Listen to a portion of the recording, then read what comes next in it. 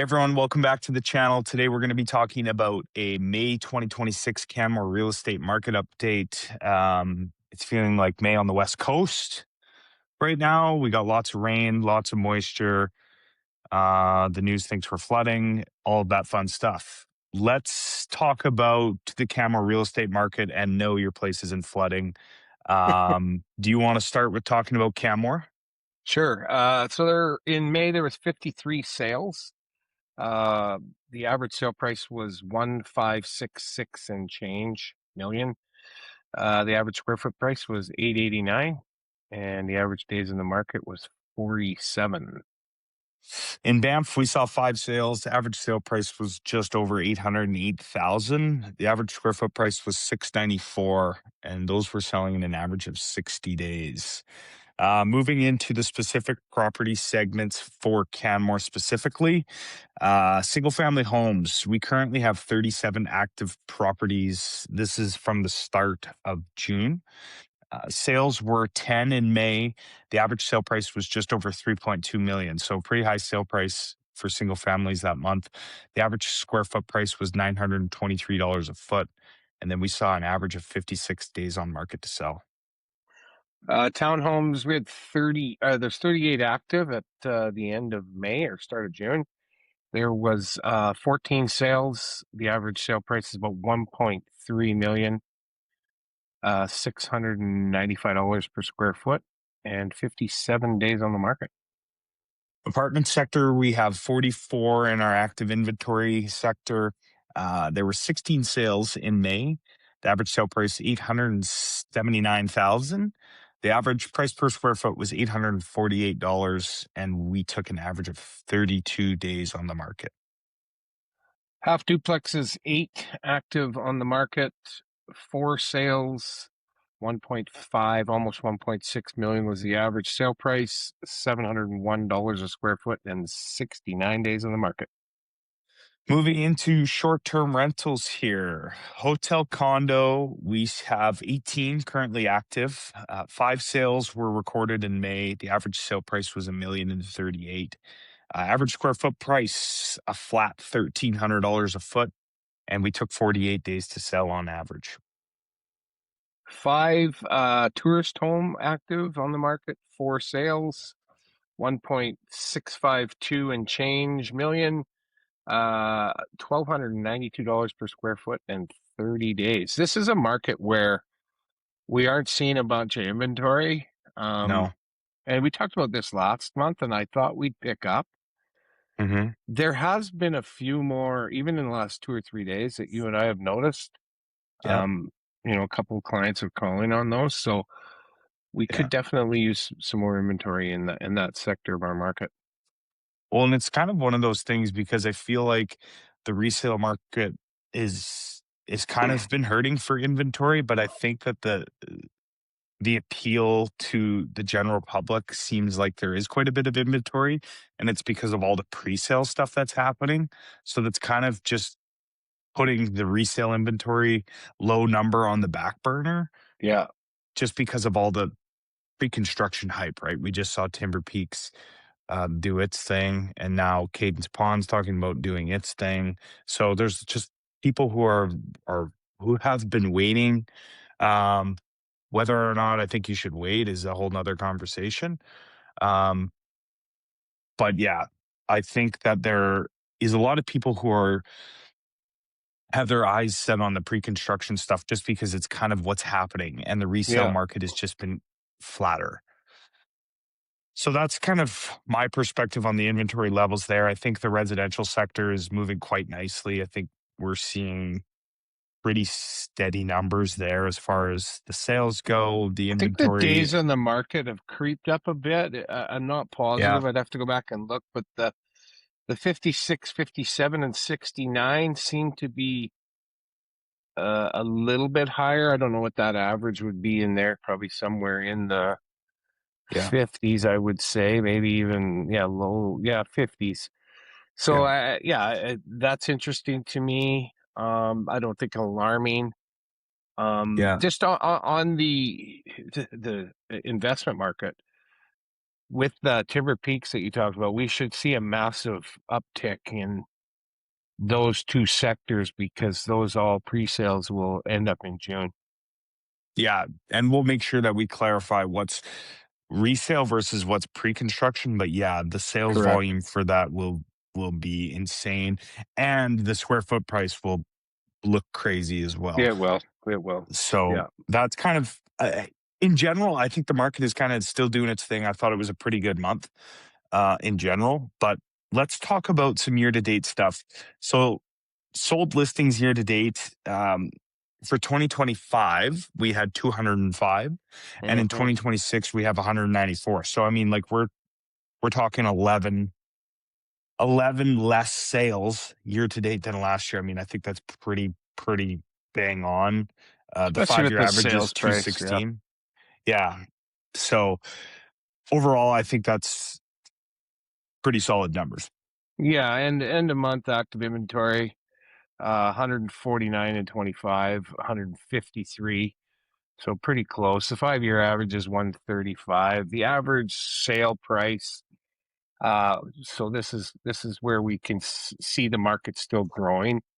1.325 in 25, and then 1.347 in 26. So not a huge uptick, but definitely an uptick.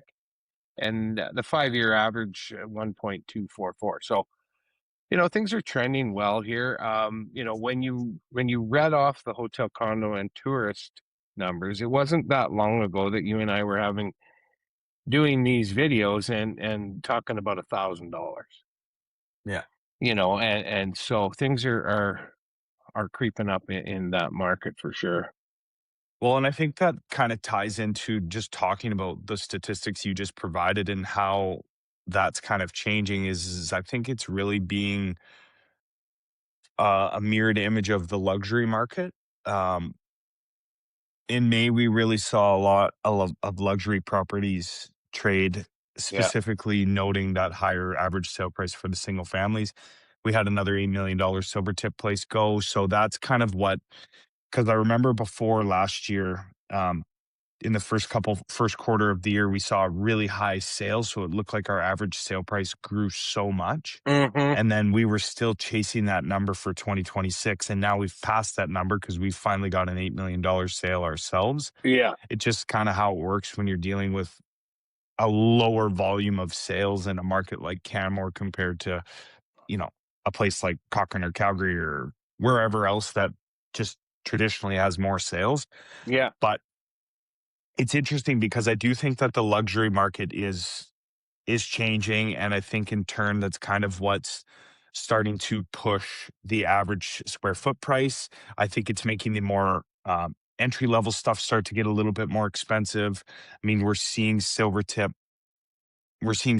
do its thing as far as having some more expensive luxury real estate that's that they're progressing up there. Obviously, Mountain Tranquility, so on and so forth. So I do think that there's going to be more properties that are coming to the market over the course of the next 5 years that are going to be quite luxury properties. So it's one thing to keep in mind when looking at that data. I mean, again, we've talked about this before, but I don't think we're anywhere near where the ceiling's going to be for Canmore. Like I still No. think that we're dealing with a floor, and the floor just seems to keep going up a level every single year. Yeah. So, Yeah. I agree. you know what I mean? I think that's the best way to explain it. And the luxury market, sorry, the ceiling is just continuing to grow Yeah. higher and higher. Well, and So, it's interesting because if you look at other markets, coming from, let's say, Red Deer, um, where a luxury market, a luxury market would be around the 1 million, right? yeah, Whereas here we don't have much that's under. So um, the luxury market, and it seems to be still Canadian purchasers, right? And it that has to be. that comment doesn't really make sense because it has to be. But what I mean by that is Canadian purchasers are purchasing, Hmm. right? They're not, these properties aren't sitting, so they're still moving. Yeah.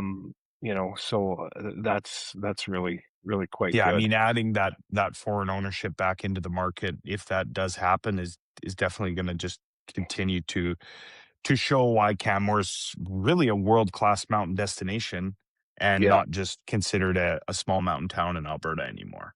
yeah, totally. Um, Now let's just quickly talk about what this is kind of meaning for buyers right now. Hmm. Like I'm seeing obviously some more selection than we've seen in recent years. There's more opportunity to identify value. I don't want to miss people to mistake increased inventory into like a buyer's market because that's not what we're in. No, But in a way, buyers do have a little bit of control in the market of going, hey, if that's overpriced, like, nah, you know what I mean? yeah, yeah, and I think we this is the third month in a row that when we're getting to talking about buyers sellers, it's probably beginning to, if you follow us and are in tune to our channel, it's probably beginning to sound like a broken record. Yeah, Buyers, more inventory, can be more selective to a point, but things that are priced properly, yeah, and I think that's what you mean. It's not like a yeah, buyer can just wait and wait and wait for something to drop. If it's the right price, you're going to miss the boat. yeah, Uh, but if somebody is overpricing, which I think leads into the seller side, yeah. you've got to be competitive.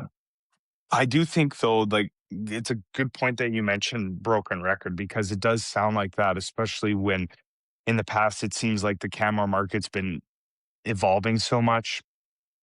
Yeah. And it seems like we've had these crazy price surges and then this and this and this and all these things are happening. And it's like, holy smokes. And now all of a sudden it's like, okay, well, why is it kind of not stale, but why is it just stagnant? Like, why is it Mhm. like, how come nobody has control right now? And I think if you're somebody who's in the market, I think it's like a pretty good sign that things are sounding like a broken record right now. For Like it's sure. just, there's some stability in what's happening right now. You can be educated, you can do all these things, and you're not trying to figure out like, hey, I don't even know what's happening because last month things were fire sailing. Now they're sitting, now they're back to being crazy again. And you literally can't keep up unless you have a finger on the pulse every single day. No, And it's now pretty we're starting to predictable see here. it, yeah, just be a little bit more level. But Yeah. I mean, I think that's kind of the gist of what we saw in the month of May. I don't know if you have anything else to add for I mean, sellers, it's been the same that we've been talking about. Investors, same thing. Yeah, Um, I think the only thing is, and we alluded to it, or I did earlier in the video, was inventory. We yeah, could really use some resale inventory. yeah, And the only reason I'm saying that from my perspective is I have a whole bunch of buyers that are actively looking, yeah, that even are considering the new builds. yeah, But you know how those are. I mean, not very many people are they put in their name, and they don't get a chance at it, yeah, so to speak. They're because the demand is so high. But I think we yeah. could use some inventory in the investors I do pool. think that I want to talk about this quickly because I fully understand the demand for these projects is there. A lot of the times they're making sense from a price perspective. Hmm. Um, but if you're a buyer, like I just we do everything we possibly can for people to get into these properties. But if you're a buyer, you almost need to have zero expectations of Yeah, securing one of these new properties just because the developers of these projects, they have their own investors groups that come in and scoop up so many units. And then so don't get your hopes up on necessarily getting one of these properties, and in turn don't necessarily get your hopes up of getting one and also one of the ones that you actually specifically want, yeah, right? yeah. Like I that's the and that's frustrating part. and I think what we're seeing more and more in this is investors buying numerous units, Yeah.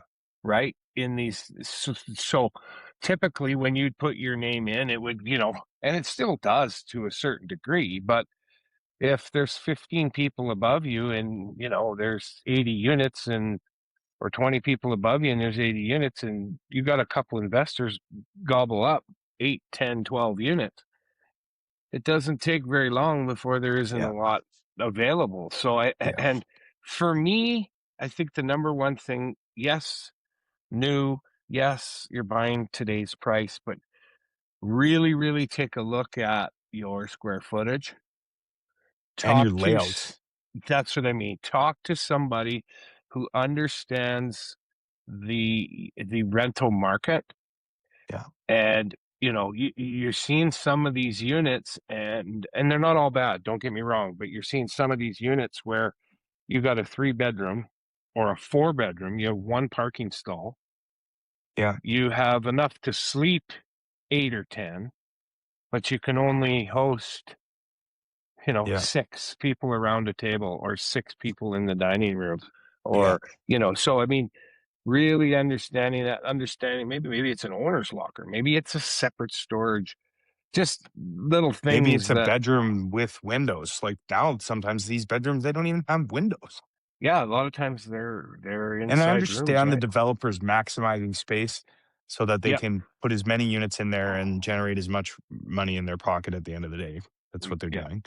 totally. Um, but sometimes it just logically it doesn't make sense. And sure, from an Airbnb perspective, I mean, I've been guilty of it too. You go on Airbnb, you're looking, you see photos of things that look nice, new and current. You're like, oh, let's just stay here. And then you end up realizing when you go and book in these places that it's like, this sucks. Like, Oh my yeah. kitchen's the size of my desk in my office, Yeah. and I don't even have an island. I have a Oh, table that doesn't even sleep the amount of people. So it's just all things to be mindful. And I'm not dissing on the new short-term rental projects. I think some of them no, make a lot of I think they sense would make a lot of sense and too. the pricing is good. But I do want to, yeah, just emphasize to people that it's not a market that I would suggest getting your hopes on. Now, that being said, the people who are getting these units are people who are acting fast when these properties launch. They're doing what they can and getting on the list as soon as possible. And Yeah, a lot of the times, the people that are succeeding with getting properties are people who already own a property. And the developer has no idea that they already own a property. So don't think that that's a requirement. But these people, they understand the process, yeah. they understand that there can be a list of questions and it's really difficult to get answers on them sometimes right away. And it's just a patient process that you have to be willing to kind of enjoy the ride on. And you can't have your heart set on something super specific because a lot of the times you can't actually get it. Well, So you might be able to as it goes, but here's what I yeah, find. You and I, we get access to these. We're on a list with one of the organizations in town that do quite a bit of this, and they treat us well. They let us know right away. So we send it out to our people. And what I find happens is some of them are new investors. So yeah, they do, like you're talking, a ton of questions, which is great. It's great. yeah. That's what we're here to do, is help you find out the answers to these. But I think what you're saying is those questions will be answered before you have to submit a deposit of, hundreds of thousands of 15%. dollars, Yeah, 15%, right? yeah. The idea is you see something, you go, that could be for me. You put down a $5,000, hold on it, Hmm. and then you do your due diligence from there. That what Yeah. we find is the people that wait 8, 10, 12 days, then they come in, they even do everything right after that. Like they, they put, they get a P&W statement, they get all of these things turned in, they get their not top 5 turned in and do all this work. And the next thing you know, there's no more And th units. Sorry. and that's the frustrating part of it too is there's steps that the developer is wanting from the clientele who have Yeah. submitted on the list, and Yeah, it's a lot of work, and yeah, sometimes it's frustrating, and at the end of the day, I mean, if you decide that you don't wanna do that and just ride it out, that's up to you, but these are the things that they request, and, it's difficult because I truly think that they don't even have an idea of what's gonna happen, right, as they work through the list, so it's it's tough. It's one of those things where I don't know if there's a perfect way of running it, um, but that being said, I do think that it's just a market that people need to be aware of, be educated on, and if they want a unit, they just need to talk to us in advance. Say, Yeah, "Hey, we're looking for pre-construction. Please let us know." We're absolutely dialed on letting people know who are wanting these projects, but if they're interested, they need to get in touch with us in advance so we can just show them exactly how the last ones have laid out, so yeah. then they know exactly what to expect. So, And if I think somebody what we wants should do, those, go ahead. I think what we should do, Parker, is we should do a video Yeah, for our listeners and viewers that describes from start to finish. So, when a property gets bought by a developer, yeah, what is the process? How does it go from, you know, somebody selling the piece of land to a developer buying it to, going in for permits to blah, blah, blah, blah, blah, blah. Because I yeah, think understanding that process will help, people look at it in a different lens. I mean, for sure. 100% you have to, be on top of who your developer is. That Yeah, doesn't mean, because it's so and so, they're always going to be good, but yeah, track records do make sense. mhm, But understanding that process, right? Like, how do you get a development permit? How do they get a building permit? When do they, how do they raise the money? All of this type of stuff, and they vary a little bit, but just giving a brief overview of what that could look like could be, a 5-10 minute video. I think may be of value for people.